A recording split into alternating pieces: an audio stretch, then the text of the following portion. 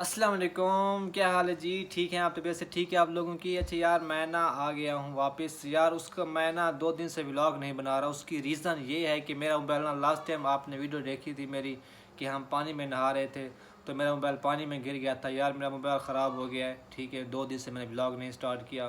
तो आज मैं मोबाइल मैकेनिक्स के पास ले गया था अपने फ़ोन को कि यार मुझे बना दो इसका जो पानी वगैरह, इसको निकालो बाहर पानी इसका।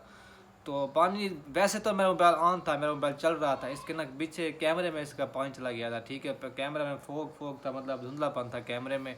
तो हम वही बनाने गए थे, ठीक है। तो उसने तो बना दिया, उसने खोला साफ़ सूफ किया है, पता नहीं उसके साथ ग्रिप नहीं सही लगी, पता नहीं क्या क्या इशू हो गया है। आप देख सकते हैं ना, मैं बिल्कुल साथ बैठा हूँ फ़ोन के, बिल्कुल क्लियर नज़र आ रहा हूँ। अगर मैं इधर जाता हूँ ना तो ये देख लें इधर, अगर मैं इधर आता हूँ देखें मेरी तस्वीर ब्लर हो गई होगी, ठीक है। मेरी वीडियो मेरी देखें, मेरी वीडियो बिल्कुल ब्लर हो गई।